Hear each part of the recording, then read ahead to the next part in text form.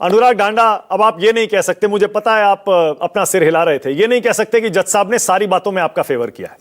Justice ज़कीउल्लाह Khan साफ साफ कह रहे हैं अगर आपको दिक्कत है तो आप सुप्रीम कोर्ट जा सकते हैं। ये सत्याग्रह का क्या मतलब है? हम कोर्ट में पेश ही नहीं होंगे, हमारा वकील भी नहीं पेश होगा, क्या मतलब है इसका? नहीं, देखिए मानक जी, दो महत्वपूर्ण चीजें हैं। एक तो अभी मैं जस्टिस खान साहब को सुन रहा था, उन्होंने कहा कि अगर ये प्रतीत होता है कि जज का कोई इन्फ्लुएंस है केसेस के ऊपर, तो मैं सिर्फ ये ड्रॉ करना चाहता हूं कि 2022 में जस्टिस स्वर्ण कांता हाईकोर्ट में आई, 2023 से 2025 के बीच में 6000 केसेस इनके बेटे और बेटी पैनल पे आए और 6000 उनको 5904 केसेस मिले, जिसकी टोटल वर्थ बनती है फीस के हिसाब से लगभग 5.5 करोड़ रुपए। तो ये एसजी उसको अलॉट कर रहे हैं केसेस को। तो आप मुझे ये बताइए कि Arvind Kejriwal ji as a litigant, वो अगर सामने हैं उस जज के, उनके मन में संदेह क्यों नहीं होगा? मुझे एक कारण बता दो आप। और अभी जज साहब ये कह रहे थे कि अगर उंगली भी उठे तो जज रिक्यूज कर जाते हैं, वो अपने ऊपर दाग नहीं लगने देते।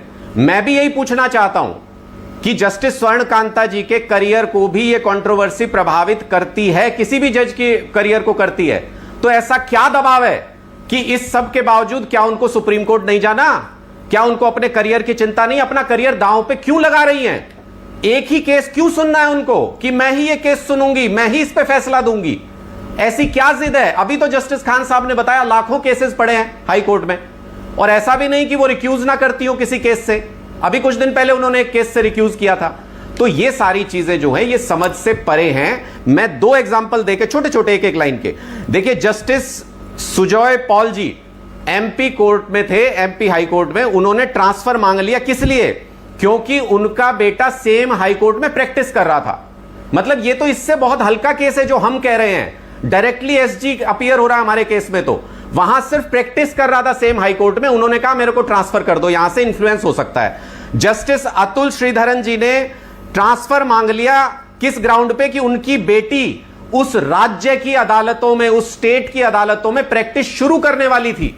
तो उनको लगा कि लोअर कोर्ट में या हाई कोर्ट में मेरा कोई इंफ्लुएंस ना आए, इसलिए मुझे दूसरे स्टेट में ट्रांसफर कर दो।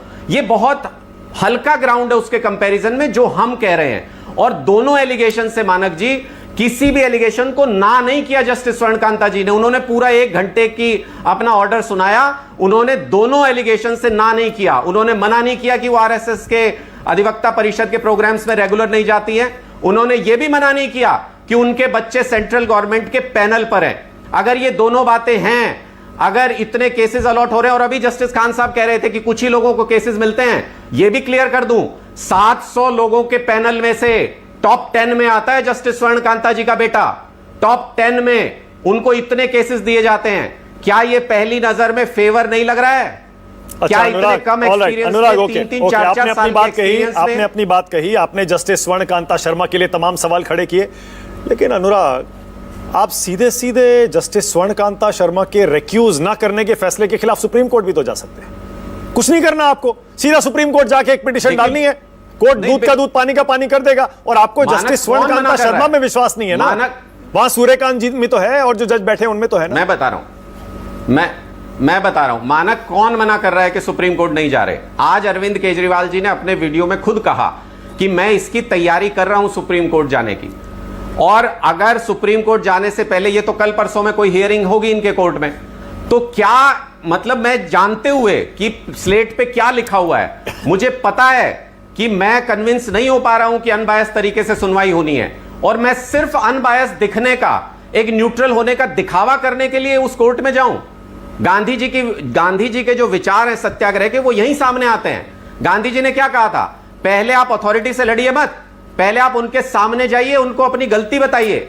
अगर फिर भी वो आपको न्याय ना दे, अरविंद जी नहीं गए क्या रिक्यूजल एप्लीकेशन लेके? सारी बात उन्होंने नहीं रखी जज साहिबा के सामने। 2026 है, उनमें से दो मेन चीजों पे बिल्कुल कहां आप गांधी जी पर चले गए? 2026 है, लोकतंत्र है, डेमोक्रेसी है, जुडिशरी है, पूरा सिस्टम बना हुआ है, lower court, district court, sessions court, high court, supreme court, सीधा सुप्रीम कोर्ट जाना है। कहां गांधी जी को ला रहे हैं इसमें? क्यों राजनीति को ला रहे हैं, सत्याग्रह को इसमें ला मानक रहे हैं? जी मैं बताता हूं मानक जी, मैं आपसे अगर पूछूं कि मानक जी आप बायस हो या न्यूट्रल हो, आप बताओ मुझे, आप बायस हो कि अरे भाई, अगर मैं बायस भी हूं तब भी आप मेरे आएंगे ना, शो में आएंगे, अपनी बात कहेंगे।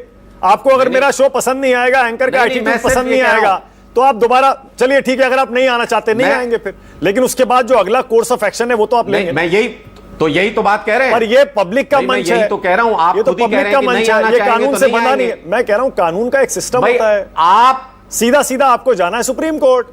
अब मैं कौन बताता हूं कि व्यक्ति- विश्लेषक क्या मानते हैं और हमें क्या मैं लगता ये- है। अनुराग, हमें ऐसा लगता है आपकी मानक पार्टी जी, के 7 मुझे 30 सांसद सेकंड टूट सिर्फ गए, दीजिए। आपने कहा कि उनको डिस्क्वालीफाई कर दो, राज्यसभा के चेयरमैन ने कहा नहीं, ये सातों बीजेपी के हो गए। आप इसी स्टोरी से ध्यान भटकाने के लिए, कहीं मीडिया की हेडलाइन चेंज करने के लिए तो ये सब नहीं कर रहे हैं अनुराग। ये भी मैं बता देता हूं मानक जी, अगर ये कॉन्टिन्यूटी में चीजें नहीं होती तो आप हम पे ये आरोप लगा सकते थे। अरविंद केजरीवाल जी ने इस पूरे केस में, जब से इस केस की सुनवाई शुरू हुई है, हाईकोर्ट में अपील हुई है, उन्होंने अपना केस प्रेजेंट किया, उन्होंने रिक्यूजल एप्लीकेशन लगाई, जितने उनके पास ऑप्शंस अवेलेबल थे उन्होंने वो सारे के सारे लिए। मैं सिर्फ आपसे ये कहना चाहता हूं कि मैं आपसे पूछ रहा था कि आप न्यूट्रल हो कि बायस हो, आपने जवाब ही नहीं दिया। आप अगर जवाब दोगे भी तो कौन अपने मुंह से ये कहेगा कि मैं बायस हूं? हमारा रिक्यूजल का केस, जस्टिस स्वर्ण कांता जी कह रही हैं कि हां ये फैक्ट ठीक है आपके, मैं जाती हूं आरएसएस के प्रोग्राम में, मेरे बच्चों को केस देते हैं एसजी, लेकिन फिर भी कह रहे हैं मैं ही सुनूंगी, मैं अनबायस तरीके से सुनूंगी इस केस को। तो उससे क्या संदेश, शंका और ज्यादा बढ़ नहीं जाएगी क्या मानक जी? वही हो रहा है अरविंद केजरीवाल जी के साथ। उनको ये लग रहा है कि पहले तो वो ये अच्छा, ये सातों सांसद बीजेपी के हो गए, अब तो मान लिया ना आपने। 40 और जजेस हैं, सातों सांसद बीजेपी के हो गए, आपने स्वीकार कर लिया बात। 40 और जजेस हैं। हाँ। मैं वो भी बताता हूं, मैं कह रहा हूं हाई कोर्ट में 40 और जजेस हैं मानक जी, किसी से भी तो सुनवाई करा लो, किसी से भी। हमने मना तो नहीं किया, हम ये तो नहीं कह रहे कि फलां से सुनवाई कराइए, हमने नहीं कहा, हम कह रहे किसी से भी कराइए।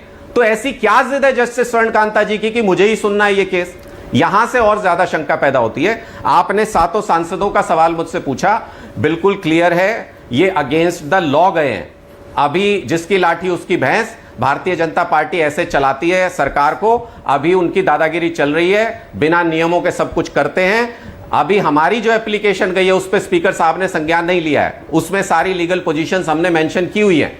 जब उसके ऊपर वो संज्ञान लेंगे तो हमें पक्का यकीन है उनको भी एहसास होगा कि ये इल्लीगल है, गलत तरीके से संविधान के खिलाफ ये लोग गए हैं। ओके, इनकी ओके, आरपी सिंह, सरदार आरपी सिंह।